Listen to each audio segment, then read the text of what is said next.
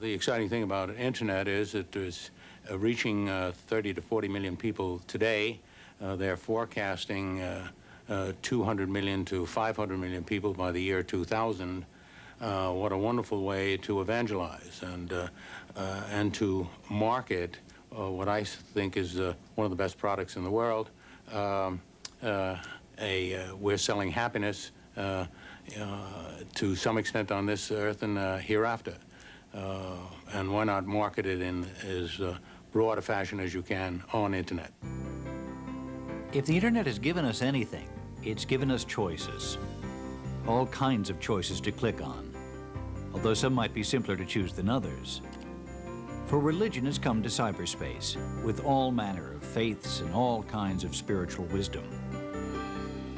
There are websites now for official religions with millions of followers and sites for potential cults still looking for their first converts. All of them setting out to lead the charge towards everlasting life on the internet. In a network of computers, it's not the MIPS and chips and whatnot that's most important. It's what goes on between the people using them that makes them really powerful. A reminder from Sun Microsystems, proud to support this PBS program.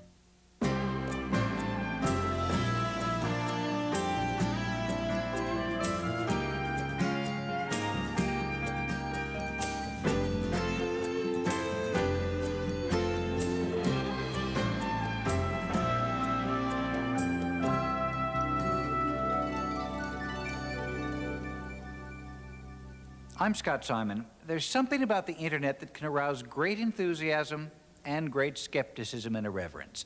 Amidst all of this, actual religious worship is also expanding on the web as more groups and faiths find cyberspace, a place in which they want to be counted. If the net truly represents, as its enthusiasts believe, a whole new community, faith and practice and convictions are also finding spiritual life on the internet.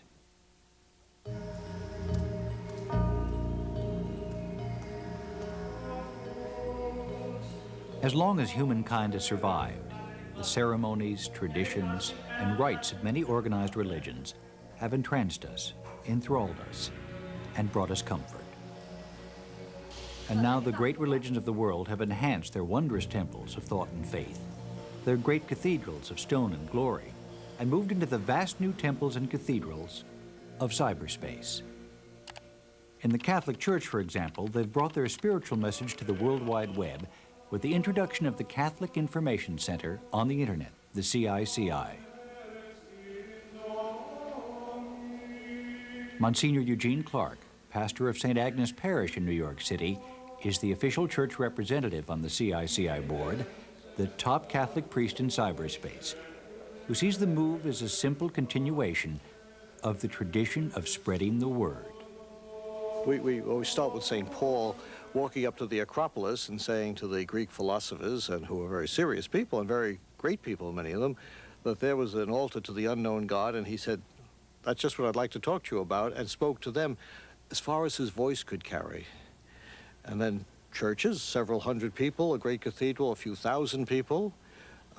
We can reach people in other ways, of course, through television, but nothing as large in the numbers of people who can easily find access to material, as internet will provide very soon, is providing now, but even more so in the future. So we think if St. Paul were around, he would say 100% that's exactly where he wants to be available to the number of people who can tune in. So continuing down the road with St. Paul, the site spreads the word with everything, from online theologians prepared to debate the teachings of the church to a store where you can buy Christmas cards and rosaries. There are links here to let you download the Vatican's collection of religious art. There are curricula for parents teaching their children at home. There's access to every diocesan homepage, weekly newspapers, web magazines, Catholic directories. The website was the idea of businessman and publisher-editor of CICI, James Mulholland Jr., who describes himself as a happily committed Roman Catholic. It was Mr. Mulholland who was chosen to explain the site to Pope John Paul when the pontiff visited New York, a visit Mr. Mulholland is unlikely to forget. Pope came in, then we explained that we would be reaching the 30 to 40 million people now and could be reaching 200 million, 500 million, big numbers like that by the year 2000. I further told him that we were going to develop home pages for all of the dioceses, and his response was, in the world? And I said, yes, in the world. And then he said, in China too? And I said, yes, in China. Then at the end of it, he said that this is very, very great. A quotation I love to repeat. It's no miracle that the Pope was impressed, for there are links here to some of the most heavenly locations in cyberspace.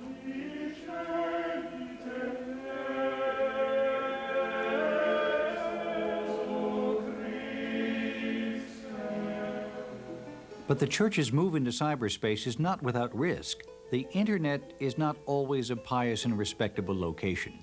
So are religious leaders worried that by encouraging people to click onto the web, they're also introducing them to the seedy red light districts of the net? Apparently not. If you have a cultural identity, if you stand for something, you know what you must reject. You can't stand for something culturally without rejecting something. And so we don't want to talk about censorship or the rights of people. If I'm a Christian, I reject pornography as an insult to God and creation. If someone wants to seduce people through internet, I consider that so objectionable that I can't tolerate it. So I am, of course, not going to tune into that sort of thing, but culturally I don't think internet should have it. That's my position.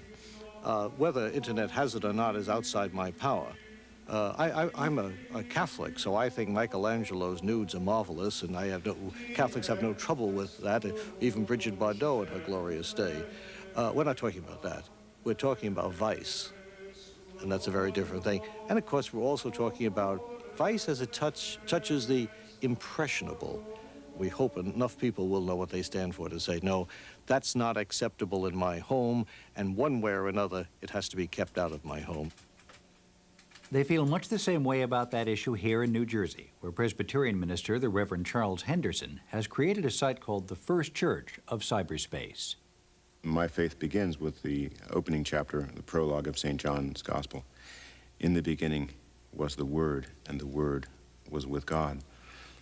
Traditionally, Christians have identified the Word with Jesus Christ, but Jews have also seen, and others have realized, that there's a greater subtlety to that than just Jesus Christ equals the Word. The Word really refers to the wisdom. It is the structure of truth that ties the whole cosmos together. And we say that that is part of God, or it is God. Now, the whole idea of the World Wide Web is that ultimately all of human knowledge could be tied together through the links of hypertext. Now, if you achieved that and you had all human wisdom tied together in an interconnecting web or a structure, this would be analogous to the biblical concept of the Word. So, couldn't you say, in the beginning was the web? Central Presbyterian in Montclair is one of the most established Protestant communities in this part of New Jersey. But like a lot of other churches trying to bring light to the rest of us, Central Presbyterian is losing some of its congregation. To help pay the bill, Central actually shares its space with local Baptists, a Korean Presbyterian community, and a Reconstructionist synagogue. And now Central Presbyterian has reached out to yet another congregation on the internet as the First Church of Cyberspace. Its organizing pastor believes that, modern as the net might be, it is in fact only catching up to the Bible. The Bible is the world's first hypertext document. And what I mean to say is, have you ever tried to read the Bible from start to finish? You start in Genesis, pretty interesting. The 5 first books of the Bible are pretty dramatic, but then you get into those books that are just law books, and you get into long descriptions of how the temples were created and the exact dimensions of this or that or the other thing, and it becomes fairly boring. You have to be a real survivor to read the Bible linearly in a linear way from the front to the end.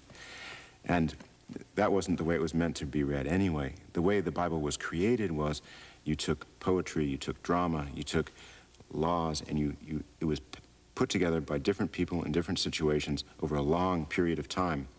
But when they put it together, they built in links from one part of the Bible to another part of the Bible. So that, for example, if you were reading the 23rd Psalm and it talked about a shepherd who guided somebody through a dangerous place, that word shepherd would be a kind of link, if you were literate in the Bible, to other places where the word shepherd had been used. And so as you read it, you would think of all those other links. Your mind would jump to those different places, those different circumstances where those words also appeared. And pretty soon you'd have a conversation going between what the psalmist was saying and what other people in different contexts meant by the words. And so the experience of reading that would be similar to surfing the internet, where you see one thing and then you make connections between that and something else that is happening or has happened. And that is why reading the Bible is like reading a hypertext document. When he first brought his church to cyberspace, Reverend Henderson wasn't really sure how his parishioners would react. What he's found is that it's given many of them a whole new field of interest. Church member John Grover has been attending Central Presbyterian for nearly 50 years.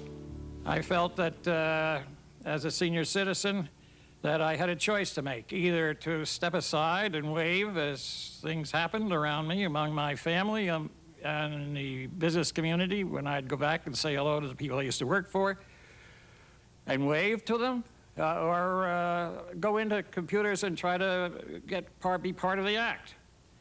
And I think it's a challenge to me as a senior, and I think it's a challenge to other seniors as well, to become, hopefully, computer literate.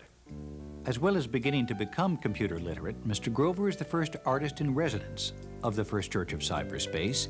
It's his painting of the church which graces their site. In the 1930s through the 1950s, there were about 800 regular church members here. Now the total congregation is less than 250, but the website is attracting over 1,000 regular visitors every week. If you take a national poll of the American population and ask, what's your religious preference? 10 million people say that they're Presbyterians. But we only have 2.7 million Presbyterians who are members of churches. And of that 2.7 million, only about a third of those are in a typical church on a Sunday morning. So that's about 1 in 10 Presbyterians who are actually in churches like this. So that movement away from the church has already happened. And what the internet will allow us to do is to begin communicating with those people who have already opted out and to try to make a connection with them. And I think that the result of that will be they'll come back in. People want to meet, they want to communicate with each other. The need for friendship is a fundamental human reality. And to the extent that this tool will help people have friendship and have real community, it will exist. If it doesn't do that, it will fade away, because what people want is contact with other human beings. The church has been trying a range of programs and strategies to bring people into their places of worship. And now the internet has triggered a monumental explosion of religious information and splendor, unlike anything we've seen in the history of anybody's church.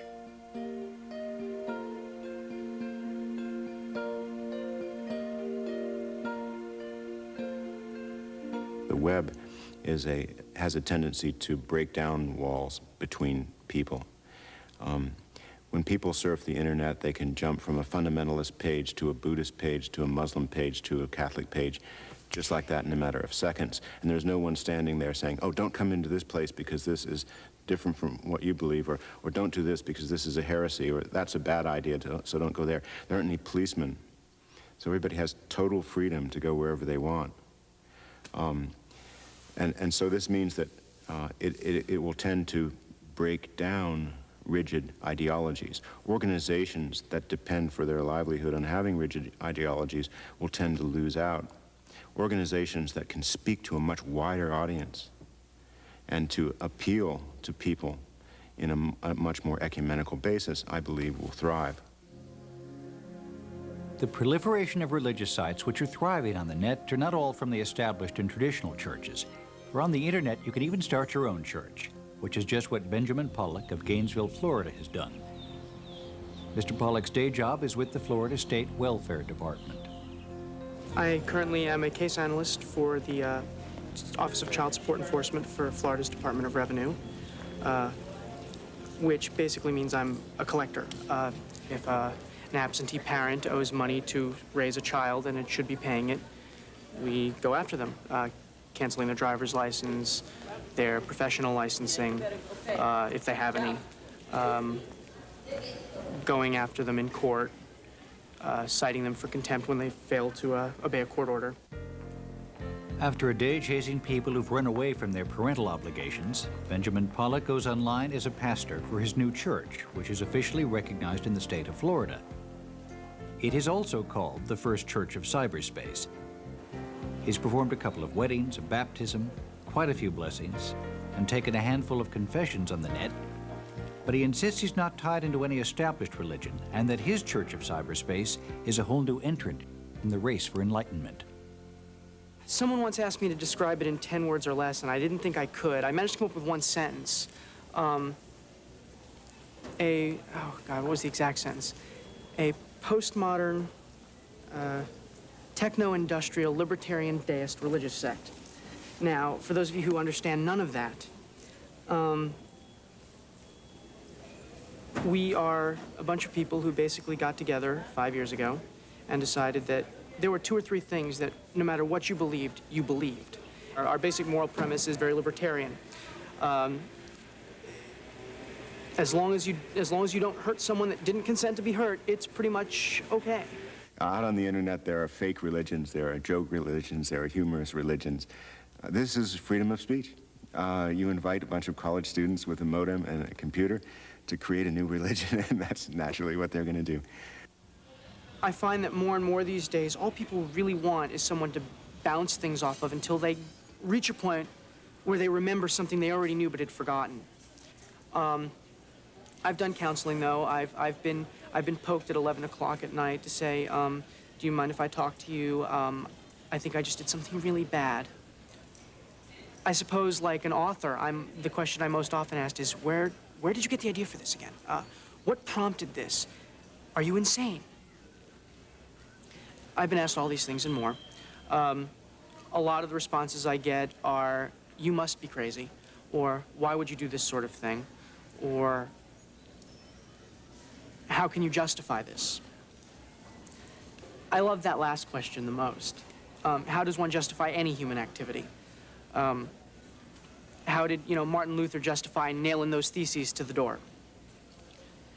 And I don't compare myself to Martin Luther. I'm not that great a man. But it's a matter of people just reaching out, people asking for help. That's the first step. What's particularly interesting about this is that both First Churches of Cyberspace essentially function the same way, through a website and chat lines. The Reverend Henderson signs on every Sunday night at 10 o'clock Eastern Daylight to host a discussion with anyone who wants to examine their beliefs. How do we distinguish between true and false beliefs, if there is any such thing?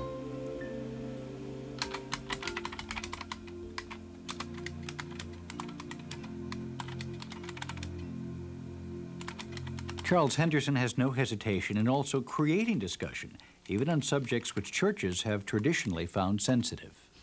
There are 2 reasons that I have a section on the homepage where there's a debate about homosexuality in the Bible. The first reason is that this is one of the hottest issues in our religious communities today.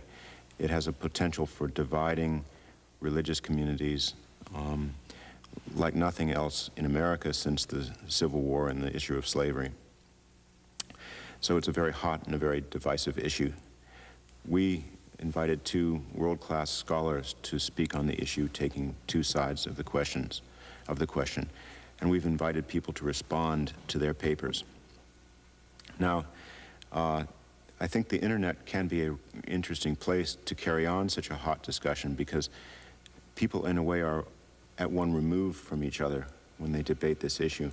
They're not likely to get up in a room and punch each other like they might if you brought such a topic into a church meeting. So in a way, it may be a safe haven in which to discuss issues that are not so safe to discuss in the intimacy. Plus, people can preserve a degree of anonymity even as they participate in these very emotionally charged topics. And so that's another reason why the internet is a good format for religious communities to deal with issues that are very controversial and potentially very divisive. Another of the big issues that raises its head here is whether these sites are being built for information and enlightenment, or if they're being created to serve primarily as evangelical propaganda. Digital missionaries using the web as a place to convert the heathen masses of cyberspace. I think it's potentially a great enhancement of evangelizing. And if we use it properly, we can accomplish a great deal. That's what we're intending to do, but it's up to the humans involved to develop the potential.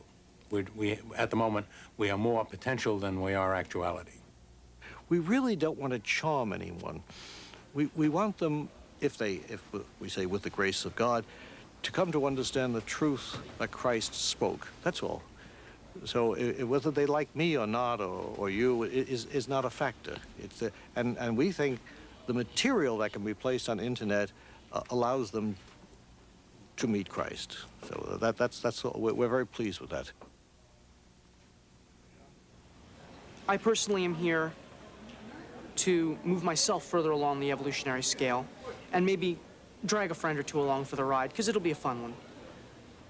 What I see with the internet is that making it possible. People are going to be able to sit around at 3 o'clock in the morning. When you first wake up at 3 o'clock in the morning thinking, is there a God? Or, oh my God, this must be true. You have the potential within 30 seconds to be talking to everyone else who's also up at 3 in the morning pondering the same question. And with that networking, both literally and metaphorically, is going to come a great deal more freedom. And that's going to be where religion goes. It's going to be a whole bunch of people saying, oh my, that's what it's all about. All those people wondering what it's all about could result in the type of problems some religious leaders only dream about. For out of the enormous community of the internet, there's the potential to create huge congregations, potential parishioners in the millions. Yet that is not what Charles Henderson either foresees nor wants. I'm not really interested in having a congregation of several million. I don't really think that you can have real relationships or carry on the kind of things that religious community provides with that many numbers, that masses. I think that there will be people who identify with what I personally am doing or what the people that I work with are doing, but there'll be hundreds of internet congregations, thousands of internet religions springing up like mushrooms all over the place. And so although there might be 150 million people on the internet, they won't all be on my page. They'll be on countless other different pages. And so there will be small communities all over the internet, just as there are small churches all over the world right now. There are, of course, some immediate questions that come to mind when we start thinking about religion in cyberspace, other than just pondering the number of gigabytes on the head of a pin. For in those 3 o'clock mornings, one might wonder if perhaps even God, like the rest of us, might surf the net, searching for even more infinite wisdom. God surfs the internet, of course. God surfs the internet.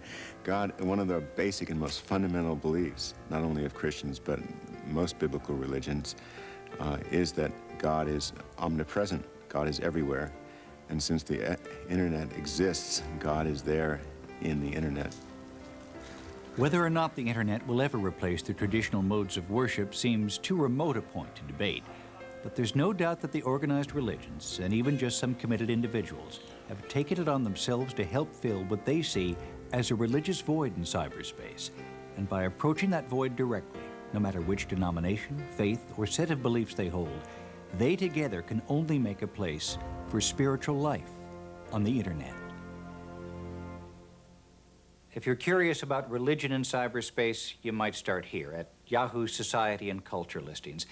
There's a good chance you'll find some interesting resources here to help you get in touch with your spiritual side. The subjects range from religion to philosophy to personal experiences. Maybe you would like to begin your spiritual journey in the East. The Journal of Buddhist Ethics houses a wealth of global resources for Buddhist studies. From here, you might enter the Zen Mountain Monastery and look at some Zen artwork and poetry. You might even take a lesson in Zen meditation, complete with pictures. And if you have questions, A cyber monk is waiting to provide the answers. At the Cyber Muslim Information Collective, you can listen to a welcome message in many different languages, including English and Arabic. أهلا وسهلا بكم في جامع المعلومات @cybermuslim. There are many websites about Judaism. This comprehensive site is maintained by the Chabad Lubavitch movement.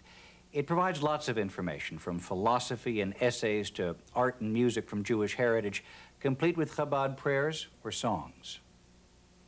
You can delve more deeply into these and many other sites on religion by visiting our site. If you have access to the World Wide Web, here's how to find us. http://www.pbs.org. We hope you'll stop by. Until next time, I'm Scott Simon. In a network of computers, it's not the MIPS and chips and whatnot that's most important.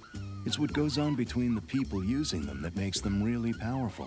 A reminder from Sun Microsystems, proud to support this PBS program.